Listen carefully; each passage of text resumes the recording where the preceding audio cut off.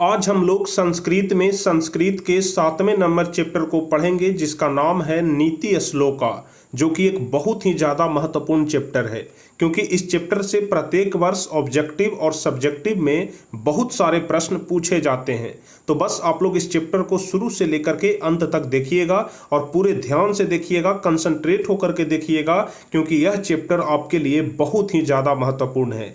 यदि आप लोग क्वेश्चन बैंक उठा करके देखेंगे, यानी कि प्रीवियस ईयर के क्वेश्चन को देखेंगे, तो कोई भी वर्ष ऐसा नहीं है जिस वर्ष में इस चैप्टर से प्रश्न ना पूछा गया हो। यानी कि प्रत्येक वर्ष कुछ न कुछ प्रश्न इस चैप्टर से पूछा ही जाता है। तो बस आप लोग इसको ध्यान से देखिएगा, ध्यान से समझिएगा, और हम भी कोशिश करेंगे कि पूरे अच्छे तरीके से, बहुत ही बारीकी से इस चैप्टर को समझा करके हम आपको बताएं, ताकि एक एक बात आपको अच्छे तरीके से समझ में आ जाए।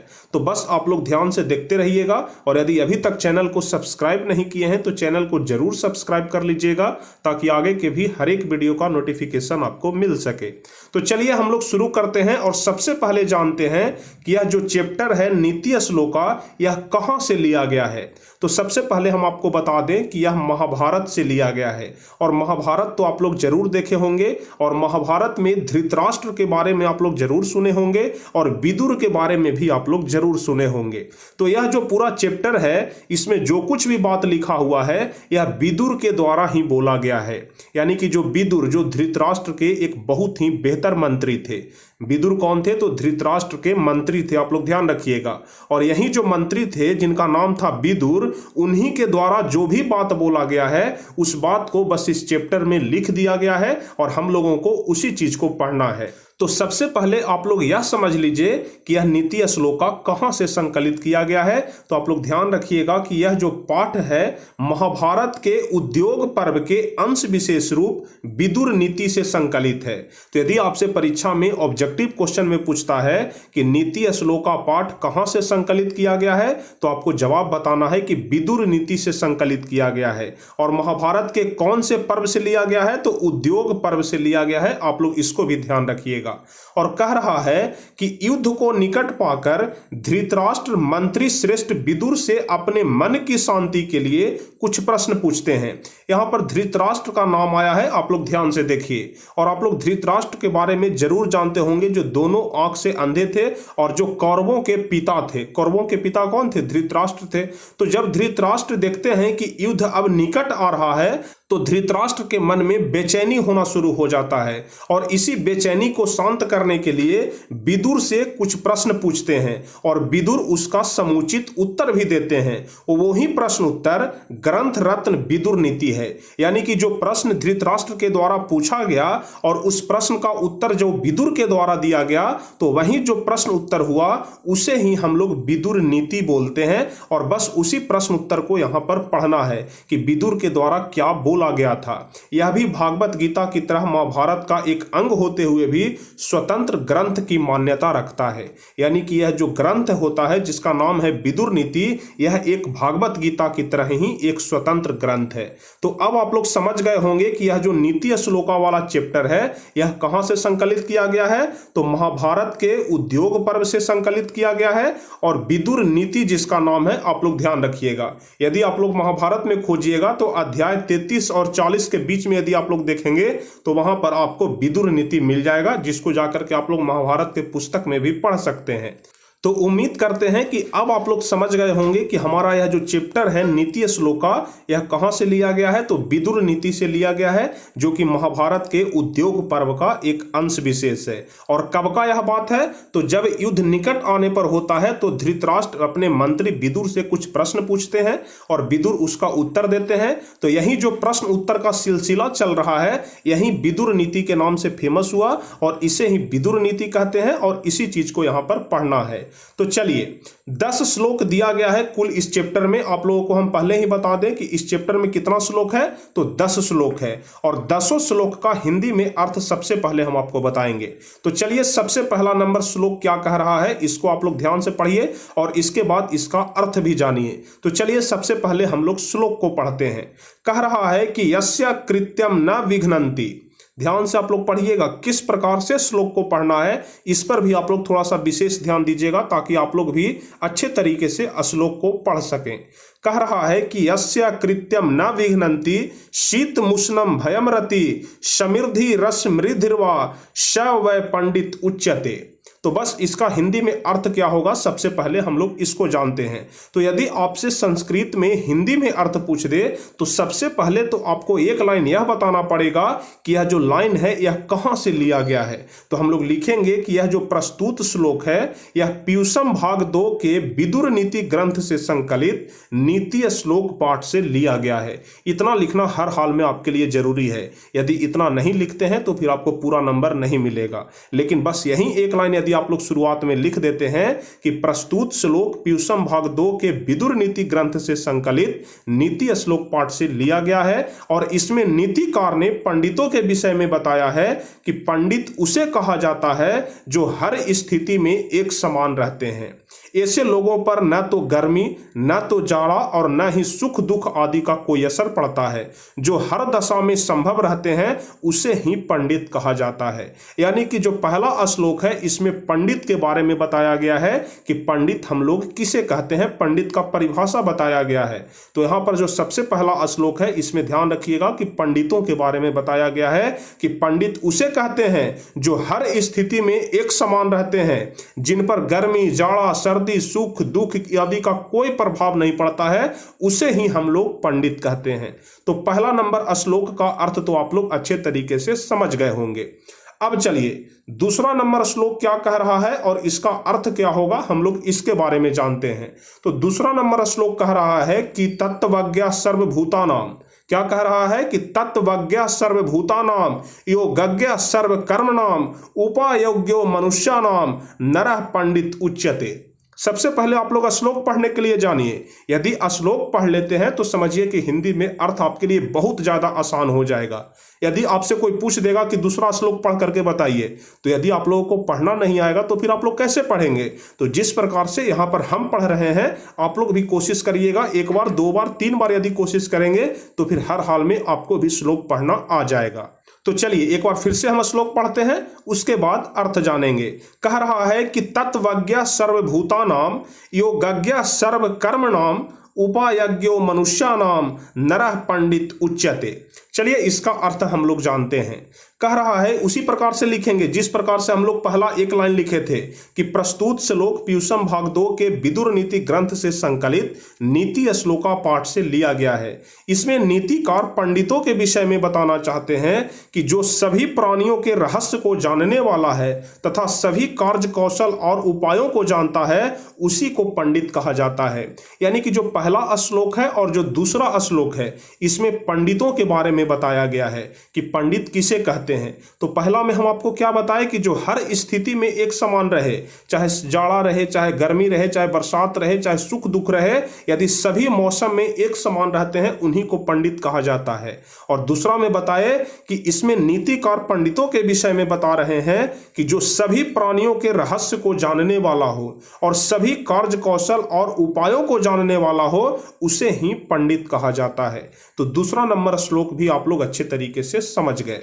चलिए तीसरा नंबर हम लोग पढ़ते हैं, बहुत ही ज्यादा आसान है, बस आप लोग ध्यान से समझिए, एक एक बात आपको समझ में आएगा। कह रहा है तीसरा नंबर श्लोक कि अनाहुत प्रविशति, ध्यान से पढ़िएगा, अनाहुत प्रविशति अपृष्टो बहुभाषते अविश्वस्ते विश्वसिति मूढ़ चेता नराधमः। चलिए इसका हम लोग अब हिंदी में अर्थ जानते हैं। कह रहा है कि प्रस्तुत श्लोक पीयूषम भाग 2 के विदुर नीति ग्रंथ से संकलित नीति श्लोक पाठ से लिया गया है। इतना तो कॉमन चीज है, आपको हर हाल में लिखना ही है। यदि लिखते हैं तो पढ़ने में भी ज्यादा आसान होता है और जो परीक्षा में आपको नंबर देगा वह भी ज्यादा अच्छे तरीके से नंबर देगा। तो बस आप लोग ध्यान से समझिएगा। कह रहा है कि इसमें नीतिकार ने व्यक्ति के लक्षणों पर प्रकाश डाला है। यानी कि जो हमारा तीसरा श्लोक है इसमें नीतिकार जो हैं वह व्यक्ति के लक्षणों पर प्रकाश डालते हुए कहते हैं कि जिस व्यक्तियों को मान सम्मान का बोध नहीं होता वह बिना बुलाए किसी के यहाँ चले जाते हैं। जाहिर सी बात है कि जिनके पास इज्जत नहीं है, इज्जत नाम का कोई चीज नहीं है, जिनके पास मान सम्मान नहीं है वह तो बिना बुलाए किसी के यहाँ पहुंच जाएंगे, क्योंकि उनको तो इज्जत लाज शर्म से कोई मतलब है नहीं। तो उसी चीज को लिखा गया है कि जिस व्यक्तियों को मान सम्मान का बोध नहीं होता वह बिना बुलाए किसी के यहाँ चले जाते हैं और बिना कुछ पूछे हुए ही बकबक बोलते रहते हैं। तो एक बात आप लोग ध्यान रखिएगा कि बिना बुलाए किसी के पास नहीं जाना चाहिए, चाहे वह अपना परिवार ही क्यों ना हो, लेकिन बिना बुलाए नहीं जाना चाहिए और बिना कुछ पूछे हुए बकबक नहीं बोलना चाहिए, नहीं तो उसे मूर्ख समझा जाता है। तो यहां से एक सीख आप लोग जरूर सीख लीजिएगा। चलिए, तो हम लोग समझ रहे थे क्या कि अच्छा व्यक्ति वह होता है जो बिना बुलाए किसी के यहाँ नहीं जाता है और बिना पूछे बकबक नहीं बोलता है, और विश्वास न करने योग्य पर भी जो विश्वास कर लेता है उसके लिए उसे नीचा और मूर्ख व्यक्ति माना जाता है। यानी कि यहाँ पर व्यक्तियों के बारे में बताया गया है कि जो व्यक्ति बिना बुलाए कहीं पर भी चल जाता है उसका मान सम्मान का बोध नहीं होता, और जो व्यक्ति बिना कुछ पूछे बकबक बोलता है उसे भी कहीं पर इज्जत नहीं मिलता है और वह विश्वास न करने योग्य पर भी विश्वास कर लेता है। यानी कि जो मूर्ख व्यक्ति होता है वह विश्वास न करने योग्य पर भी विश्वास कर लेता है और इसी के लिए उसे नीचा और मूर्ख समझा जाता है। तो उम्मीद करते हैं कि नीचा व्यक्ति और मूर्ख व्यक्ति किसे कहते हैं आप लोग समझ गए होंगे। जो बिना बुलाए किसी के यहाँ चला जाता है वह व्यक्ति भी नीचा और मूर्ख है, जो बिना कुछ पूछे हुए भी बकबक बोलता है वह व्यक्ति भी नीचा और मूर्ख है, और जो विश्वास न करने योग्य पर भी विश्वास कर लेता है वह व्यक्ति भी नीचा और मूर्ख है। तो उम्मीद करते हैं कि तीसरा नंबर भी आप लोग समझ गए होंगे। अब चलिए हम लोग चौथा नंबर देखते हैं। चौथा नंबर भी काफी ज्यादा आसान है, बस आप लोग ध्यान से समझिएगा।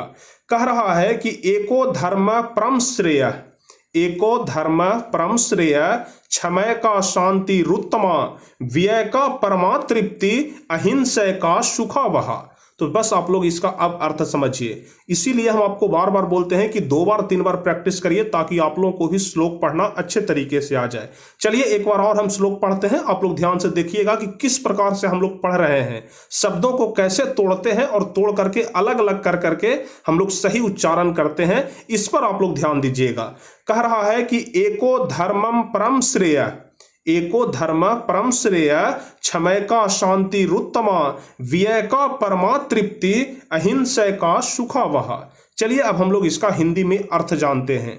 कह रहा है कि प्रस्तुत श्लोक नीति श्लोक पाठ से लिया गया है, जिसके रचनाकार कौन है? विदुर जी हैं। इस श्लोक के माध्यम से धर्म, विद्या, क्षमा तथा अहिंसा के महत्व पर प्रकाश डाला गया है। इसमें धर्म का अर्थ मानवता से है। जिस मानव में मानवता का गुण आ जाता है उसे हर जगह सम्मान मिलता है। ऐसे भी आप लोग जानते होंगे कि जो व्यक्ति अच्छा होता है, जिसमें मानवता का गुण होता है, उसे हर जगह पर इज्जत मिलता है, हर जगह पर सम्मान मिलता है। और बोला गया है कि धर्म का अर्थ मानवता से होता है। जिस मानव में मानवता का गुण आ जाता है उसे हर जगह पर सम्मान मिलता है। जो व्यक्ति क्षमा करना सीख जाता है वह हमेशा शांति महसूस करता है और विद्या से तृप्ति मिलती है। अहिंसा एक धर्म है जो दानव को देवता बना देता है।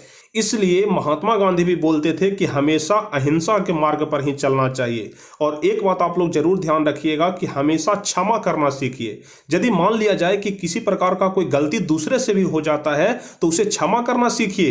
यदि किसी दूसरे से गलती हो जाता है और आप उससे बेवजह झगड़ा कर लेते हैं तो फिर इसमें नुकसान दोनों का होता है। ऐसा नहीं है कि आप उससे झगड़ा कर लिए तो इसमें आपका नुकसान नहीं है, नुकसान दोनों तरफ का होता है। इसलिए हमेशा क्षमा करना सीखिए। यदि क्षमा करना सीख जाते हैं तो फिर आपके पास शांति आ जाएगा, आप शांति महसूस करेंगे। और यदि क्षमा नहीं करेंगे तो फिर अशांति आ जाएगा, करते रहिए बेवजह का लड़ाई झगड़ा। इसलिए इस श्लोक के माध्यम से यह बताया गया है कि क्षमा करना सीखिए और मानवता का गुण अपने अंदर में लाइए ताकि हर जगह पर आपको सम्मान मिले। और ध्यान रखिएगा, विद्या सबसे बड़ा चीज है और इसीलिए लिखा गया है कि विद्या से तृप्ति मिलती है। अहिंसा एक धर्म है जो दानव को भी देवता बना देता है, यानी कि राक्षस को भी देवता बना देता है। तो यहाँ पर जो चौथा नंबर हमारा श्लोक है इसका अर्थ आप लोग भी जान गए।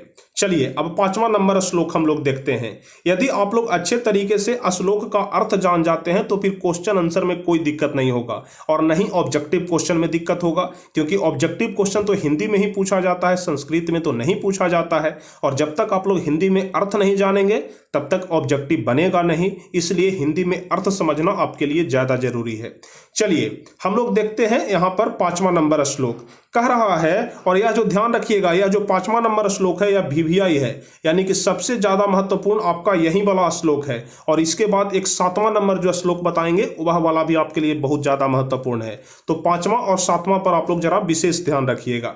चलिए पांचवा नंबर श्लोक कह रहा है त्रिविघम नरकसेद्यम। ध्यान रखिएगा हमने क्या पढ़ा कि त्रिविघम नरकसेद्यम द्वारम नाशन मात्मनः काम क्रोधस्त था लोभस्त अस्मादेत त्रयम त्यजेत। यानी कि इसमें बोला जा रहा है कि हमेशा तीन चीज को त्याग देना चाहिए, काम क्रोध और लोभ को। चलिए इसका हिंदी में अर्थ बताते हैं क्या होगा, आप लोग ध्यान से समझिएगा। श्लोक कह रहा था कि त्रिविधम नरकसेद्यम द्वारम नाशन मात्मनः काम क्रोधस्त था लोभस्त अस्मादेत त्रयम त्यजेत। चलिए इसका हम लोग अर्थ जानते हैं कि क्या होगा इसका अर्थ। अपने नाश की ओर ले जाने के लिए काम क्रोध और लोभ नरक के तीन द्वार हैं। इसमें जो विदुर जी हैं वह बताना चाह रहे हैं कि नरक के तीन द्वार होते हैं, काम क्रोध और लोभ, और जिसके पास यह तीन चीज नहीं है उसके लिए हमेशा नरक का दरवाजा बंद है, यानी कि स्वर्ग का दरवाजा खुला हुआ है। तो विदुर जी कहते हैं कि नरक का तीन द्वार है, काम क्रोध और लोभ। यहां पर लोभ होगा, गलती से लोग लिखा गया है, इस पर आप लोग थोड़ा सा सुधार कर लीजिएगा। तो कह रहे हैं कि अतः नरक से बचने के लिए काम क्रोध और लोभ को त्याग देना चाहिए, और जो व्यक्ति ऐसा करता है उसे नीच दृष्टि से देखा जाता है। कह रहा है कि जो व्यक्ति ऐसा करता है, यानी कि जिस व्यक्ति में काम क्रोध और लोभ होता है उसे हमेशा नीच दृष्टि से ही देखा जाता है। इसलिए हमेशा यह तीन चीज को त्याग देना चाहिए। किसको? तो काम क्रोध और लोभ को। अब ऐसा मत सोच लीजिएगा कि काम को त्यागने के लिए बोल रहा है तो आज से हम अपना काम ही त्याग देते हैं, पढ़ना हमारा काम है तो हम लोग काम को त्याग देते हैं। ऐसा बिल्कुल मत समझिएगा आप लोग। काम तो सबसे ज्यादा जरूरी है, लेकिन यहां पर वैसा काम नहीं कह रहा है जो कि गलत काम हो। हमेशा सही काम पर फोकस करिए, गलत काम पर बिल्कुल मत फोकस करिए, क्योंकि गलत काम जो होता है वह हमेशा आपको नीचा गिराता है, आपको समाज में सबसे नीचे ला करके खड़ा कर देगा। इसलिए कभी भी गलत काम मत करिए, ज्यादा क्रोध मत करिए और ज्यादा लोभ मत करिए। तो यहां पर पांचवा नंबर श्लोक भी आप लोग समझ गए। अब चलिए छठा नंबर श्लोक हम लोग देखते हैं। छठा नंबर श्लोक कह रहा है कि षड दोषा पुरुषे नेह। ध्यान से आप लोग समझिएगा, षड दोषा यानी कि 6 दोष, या इसका जब हिंदी में अर्थ बताएंगे तो आपको समझ में आएगा। कह रहा है कि षड दोषा पुरुषे नेह हातव्या भूति मिच्छता निद्रा तंद्रा भयम क्रोध आलस्यम दीर्घ सूत्रता। चलिए इसका हम लोग हिंदी में अर्थ समझते हैं। बहुत ही ज्यादा महत्वपूर्ण श्लोक है यह कि षड दोषा पुरुषे नेह हातव्या भूति मिच्छता निद्रा तंद्रा भयम क्रोध आलस्यम दीर्घ सूत्रता। दीर्घ सूत्रता मतलब आप लोग नहीं जानते होंगे। दीर्घ सूत्रता कहने का मतलब होता है कि काम को आगे टाल देने वाला। जैसे मान लिया जाए कि आज हमारा कोई काम है जो कि बहुत ज्यादा महत्वपूर्ण है और हम इसको टालते जा रहे हैं कि आज नहीं करेंगे, कल करेंगे, कल नहीं करेंगे, परसों करेंगे। तो जो काम को टालने वाला होता है ना, उसी को दीर्घ सूत्रता बोला जाता है, ध्यान रखिएगा। तो चलिए हम लोग इसका हिंदी में अर्थ समझते हैं। नीतिकार का कहना है कि जिसमें यह 6 दोष होता है। 6 दोष कौन कौन सा है? निद्रा, तंद्रा, भय, क्रोध, आलस्य और दीर्घ सूत्रन। दीर्घ सूत्रता मतलब अभी हम आपको बताए कि काम को आगे टाल देने वाला।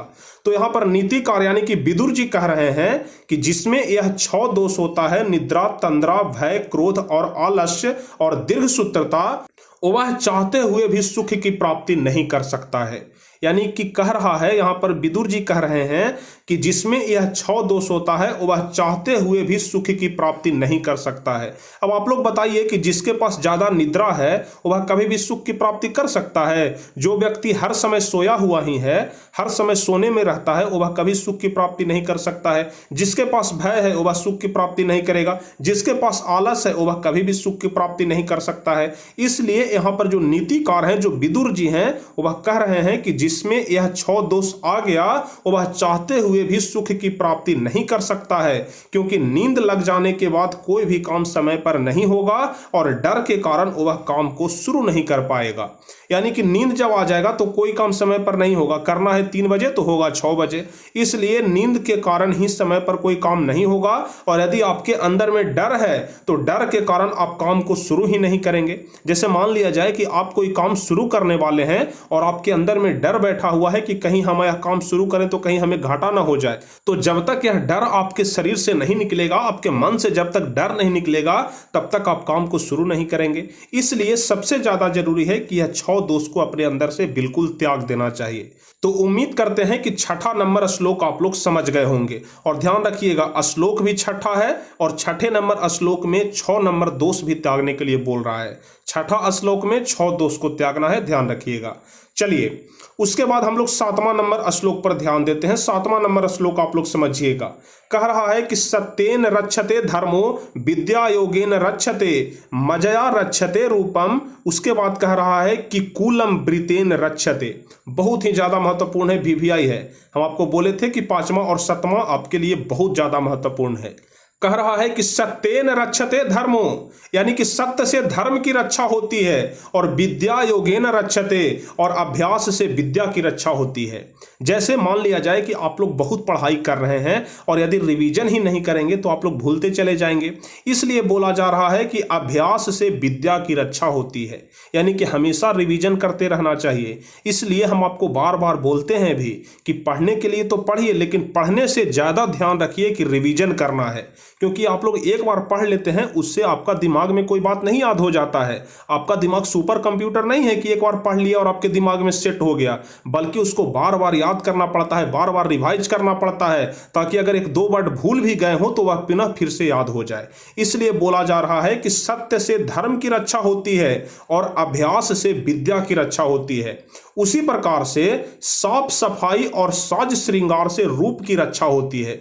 आप लोग साफ सफाई अपने अंदर में नहीं रखेंगे, अपने शरीर का साफ सफाई नहीं रखेंगे, तो फिर रूप का रक्षा हो सकता है? नहीं होगा। तो वही बोल रहा है कि साफ सफाई और साज श्रृंगार से रूप की रक्षा होती है और आचरण से वंश की रक्षा होती है। जिसके पास बढ़िया आचरण होता है, अच्छा आचरण होता है, तो उससे वंश की रक्षा होती है।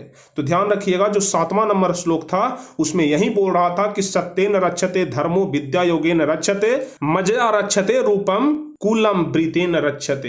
तो आप लोग ध्यान रखिएगा, 7वां नंबर श्लोक यही कह रहा था कि सत्येन रक्षते धर्मो, यानी कि सत्य से धर्म की रक्षा होती है, विद्या योगेन रक्षते, यानी कि अभ्यास से विद्या की रक्षा होती है, मजया रक्षते रूपम, यानी कि साफ सफाई और साज श्रृंगार से रूप की रक्षा होती है, और कूलम वृतेन रक्षते, और आचरण से वंश की रक्षा होती है। तो 7वां नंबर श्लोक भी आप लोग समझ गए होंगे। अब चलिए 8वां नंबर श्लोक देखते हैं क्या कह रहा है। बहुत ही ज्यादा महत्वपूर्ण श्लोक है। कह रहा है कि सुलभा पुरुषा राजन सततम प्रिय वादिनी। ध्यान से आप लोग समझिएगा और पढ़िएगा। सुलभा पुरुषा राजन सततम प्रिय वादिनी अप्रियस्य तु पथस्य वक्ता श्रोता च दुर्लभ। ध्यान से आप लोग समझिएगा। चलिए एक बार फिर से हम श्लोक पढ़ रहे हैं, आप लोग ध्यान रखिएगा कि किस प्रकार से शब्दों को तोड़ करके हम श्लोक को सही उच्चारण दे पा रहे हैं। कह रहा है कि सुलभा पुरुषा राजन सततम प्रिय वादिनी अप्रियस्य तु पथस्य वक्ता श्रोता च दुर्लभ। यानी कहने का मतलब हुआ कि सच बोलने वाले लोग होते हैं, जो प्रिय बोलने वाले लोग होते हैं और जो प्रिय सुनने वाले लोग होते हैं, वह बहुत दुर्लभ से मिलते हैं। देखिए ऊपर में लिख रहा है कि सुलभा पुरुषा राजन सततम प्रिय वादिनी, यानी कि जो प्रिय बोलने वाले लोग होते हैं वह बहुत ही ज्यादा दुर्लभ से मिलते हैं, क्योंकि भलाई की बात उसे अच्छी नहीं लगती है। सत्य का पथ नीरस होता है और असत्य का पथ सरस होता है। यानी कि यदि आप लोग सत्य के मार्ग पर चल रहे हैं, सच्चाई के मार्ग पर चल रहे हैं, तो उसका पथ हमेशा नीरस होता है, यानी कि रस से भरा नहीं होता है। यदि आप लोग सत्य पर नहीं चलिएगा तो आपको वो चीज अच्छा लगेगा, लेकिन यदि आप लोग सत्य पर चलिएगा तो लगेगा कि यह चीज थोड़ा सा खराब है। लेकिन झूठ का साथ सब कोई देता है, लेकिन सत्य का साथ जल्दी कोई नहीं देता है। इसलिए आप लोग ध्यान रखिएगा, यहाँ पर बोला जा रहा है कि सत्य का पथ नीरस होता है और असत्य का पथ सरस होता है। लेकिन एक बात यह भी ध्यान रखिएगा कि जीत हमेशा सच्चाई की ही होती है, हमेशा झूठ की जीत नहीं होती है। बहुत मुश्किल से अपवाद में एक आध झूठ ऐसा मिल जाएगा जिसके जिसकी जीत हो जाती है वो भी कोई मिस्टेक के कारण, लेकिन हमेशा जीत जो होती है वो बस सच्चाई की ही होती है। तो यह जो श्लोक है यानी कि जो हमारा 8वां नंबर श्लोक है उसमें यही बोला जा रहा है कि प्रिय बोलने वाले और प्रिय सुनने वाले लोग व्यक्ति बड़ी दुर्लभ होते हैं, क्योंकि भलाई की बात उसे अच्छी नहीं लगती और सत्य का पथ नीरस होता है और असत्य का पथ जो होता है वह सरस होता है। तो 8वां नंबर आप लोग समझ गए होंगे। चलिए 9वां नंबर हम लोग देखते हैं कि 9वां नंबर श्लोक हमारा क्या कह रहा है। तो 9वां नंबर श्लोक कह रहा है कि पूजनिया महाभाग पुण्याश्च गृह दीप्तयः। ध्यान से आप लोग पढ़िएगा और ध्यान से समझिएगा। पूजनिया महाभाग पुण्याश्च गृह दीप्तयः स्त्रिया श्रियो गृहस्योक्ता अस्त अस्मादृच्छया विशेषतः। चलिए इसका हम लोग अर्थ जानते हैं। आप लोग इसका उच्चारण ध्यान से करिएगा। इसका उच्चारण जो बीच में जो बड़ा वाला शब्द लिखा गया है इसका उच्चारण आप लोग 4 भाग में तोड़ करके करिएगा तो सही सही उच्चारण कर सकते हैं। देखिए यहां पर लिखा गया है गृहस्योक्ता, तो यहां पर गृहस्योक्ता को आप लोग अलग कर दीजिए। यहां पर देख लीजिए गृहस्योक्ता को आप लोग अलग कर दीजिए, अस्ता को आप लोग अलग कर दीजिए और अस्मा को अलग कर दीजिए और लास्ट में दृच्छा को अलग कर दीजिए। और यदि इस वर्ड को आप लोग 4 भागों में बांट करके बोलेंगे ना तो बिल्कुल सही सही बोल पाएंगे। जैसे एक बार फिर से हम श्लोक पढ़ते हैं, आप लोग ध्यान से हमारे बातों को सुनिएगा और ध्यान से बोलने का प्रयास करिएगा। कह रहा है कि पूजनिया महाभाग पुण्याश्च गृह दीप्तयः स्त्रिय श्रियो गृहस्योक्ता अस्त अस्मादृच्छया विशेषतः। चलिए हम लोग इसका हिंदी में अर्थ जानते हैं। कह रहा है कि नीतिकार के अनुसार स्त्रियां घर की लक्ष्मी होती है, यानी कि जो स्त्रियां होती है वह घर की लक्ष्मी होती है। इसके आगमन से घर की प्रतिष्ठा बढ़ जाती है, यानी कि जब स्त्रियों का आगमन हमारे घर में होता है, यानी कि जब साक्षात लक्ष्मी का आगमन हमारे घर में होता है तो हमारे घर की प्रतिष्ठा बढ़ जाती है। और ध्यान रखिएगा कि जो महापुरुष लोग होते हैं वह भी इसी गर्भ से पैदा होते हैं, यानी कि जिस गर्भ से हम और आप पैदा होते हैं महापुरुष भी उसी गर्भ से पैदा होते हैं। इसलिए स्त्रियां हमेशा पूजनीय योग है, इसका विशेष रूप से रक्षा करनी चाहिए। ऐसा कहा जाता है कि जहां नारी की पूजा होती है वहां देवताओं का निवास होता है। इसलिए आज ही से आप लोग नारी की सेवा में लग जाइए, नारी का इज्जत करना सीखिए। ऐसा नहीं कि कोई लड़की जा रही है तो उसको बेइज्जत करना है, बिल्कुल ऐसा काम आप लोग छोड़ दीजिए, ठीक है। ऐसा कभी नहीं करना चाहिए। हमेशा स्त्रियां घर की लक्ष्मी होती है, ध्यान रखिएगा। स्त्रियों को हमेशा पूजा जाता है भारत में और लोग यहाँ पर स्त्रियों को हे दृष्टि से देखते हैं, जो कि बिल्कुल गलत है। तो यहाँ पर जो विदुर जी हैं, जो नीतिकार हैं, वह कह रहे हैं कि स्त्रियां घर की लक्ष्मी होती है, इसके आगमन से घर की प्रतिष्ठा बढ़ जाती है। महापुरुष भी इसी गर्भ से पैदा होते हैं कि जिस पुरुष से हम और आप पैदा होते हैं, यानी कि जिस गर्भ से, उसी मां के गर्भ से हम और आप भी पैदा होते हैं और उसी मां के गर्भ से महापुरुष भी पैदा होते हैं। यानी कि वह दूसरे गर्भ से नहीं पैदा होते हैं, दूसरे गर्भ से पैदा होकर के महापुरुष नहीं बन जाते हैं, बल्कि अपने कर्मों से महापुरुष बनते हैं। इसलिए स्त्रियां हमेशा पूजनीय योग है, इसका विशेष रूप से रक्षा करनी चाहिए। और ऐसा कहा जाता है कि जहां नारी की पूजा होती है वहां देवताओं का भी निवास होता है। तो यहां पर 9वां नंबर भी आप लोग समझ गए होंगे। अब चलिए सबसे लास्ट जो श्लोक है 10वां नंबर, क्या कह रहा है आप लोग ध्यान से समझिएगा। कह रहा है कि आकृति विनियो हंति, ध्यान से आप लोग समझिए, आकृति विनियो हंति हनत्यानर्थ पराक्रम हंति नित्यम क्षमा क्रोध माचारो हनत्य लक्षणम। चलिए अब हम लोग इसका हिंदी में अर्थ जानते हैं। आकृति विनियो हंति हनत्यनर्थ पराक्रम हंति नित्यम क्षमा क्रोध माचारो हनत्य लक्षणम। इसका हम लोग हिंदी में अर्थ कैसे लिखेंगे आप लोग ध्यान से समझिए। कह रहा है कि प्रस्तुत श्लोक के माध्यम से नीतिकार ने बताया है कि विनम्र व्यवहार से अपशय यानी कि बदनामी को नष्ट किया जा सकता है। यानी कह रहा है कि यदि आपका स्वभाव विनम्र है, आपका व्यवहार विनम्र है, तो उससे बदनामी को भी नष्ट किया जा सकता है। अनर्थ प्रक्रम को नाश करता है, यानी कि जो अनर्थ होता है वह प्रक्रम को नाश कर जाता है। यानी कहने का मतलब आप लोग भी सुने होंगे कि अर्थ का अनर्थ ज्यादा नहीं करना चाहिए, यानी कि ज्यादा उपद्रव नहीं करना चाहिए, नहीं तो आप कितनों पराक्रमी रहेंगे वह भी नाश हो जाएगा। और कह रहा है कि क्षमा क्रोध को नष्ट कर देता है। जो क्षमा होता है वह क्रोध को नष्ट कर देता है। जैसे मान लिया जाए कि कोई कुछ गलती कर दिया, अब बहुत ज्यादा गुस्से में है, लेकिन यदि आप उसे क्षमा कर देंगे तो फिर आपका गुस्सा भी शांत हो जाएगा। तो उसी चीज को लिखा गया है कि अनर्थ प्रक्रम को नाश करता है और क्षमा क्रोध को नष्ट कर देता है, और जो कुलच्छन होता है वह आचरण को नाश कर देता है। यदि आप कुलच्छन है, यदि कोई भी व्यक्ति कुलच्छन है, तो वह अपने आप के आचरण को नाश कर देता है। तो यह जो सबसे अंतिम श्लोक था उसमें बस और बस यही बताया जा रहा था कि हमेशा बढ़िया कर्म करना चाहिए, नहीं तो अगर अनर्थ करते हैं तो वह आपके प्रक्रम को नाश कर देगा, अगर क्षमा करते हैं तो आपके क्रोध को नष्ट कर देगा, और यदि कुलच्छन वाला कोई काम करते हैं तो वह आपके आचरण को नाश कर देगा। तो 10वां नंबर श्लोक भी बहुत ज्यादा आसान था, आप लोग समझ गए होंगे। तो कुल मिलाकर के यही 10 श्लोक आपके इस चैप्टर में पढ़ना है, जिसका हिंदी में अर्थ हम आपको बता दिए। अब यदि आप लोग हिंदी में अर्थ अच्छे तरीके से समझ गए हैं तो फिर इसका प्रश्न उत्तर भी आप लोग बना लेंगे, किसी प्रकार का कोई दिक्कत नहीं होगा। और जहां तक हमसे संभव हो पाया हम आपको बहुत ही ज्यादा बारीकी से समझा करके एक एक बात को बताए, और उम्मीद करते हैं कि एक एक बात आप लोग अच्छे तरीके से समझ भी गए होंगे, किसी प्रकार का कोई दिक्कत नहीं होगा। तो यदि आप लोग इस चीज को अच्छे तरीके से समझ गए हैं तो जल्दी से नीचे कमेंट करके बताइए कि हाँ सर हम एक एक चीज को अच्छे तरीके से समझ गए हैं। और अगले वीडियो में हम आपको इसका पूरा प्रश्न उत्तर बताएंगे और उसके अगले वीडियो में इसका पूरा ऑब्जेक्टिव क्वेश्चन बताएंगे। तो चलिए आज के इस वीडियो को हम यहीं पे समाप्त करते हैं। तो आपको यदि वीडियो अच्छा लगा हो तो इसको लाइक जरूर कर दीजिएगा, अपने दोस्तों के बीच शेयर भी कर दीजिएगा, और जो भी स्टूडेंट चैनल पर नए हैं तो चैनल को जरूर सब्सक्राइब कर लीजिएगा ताकि आगे के भी हर एक वीडियो का नोटिफिकेशन आपको मिल सके। तो चलिए फिर मिलते हैं अगले क्लास में, तब तक के लिए जय हिंद, धन्यवाद।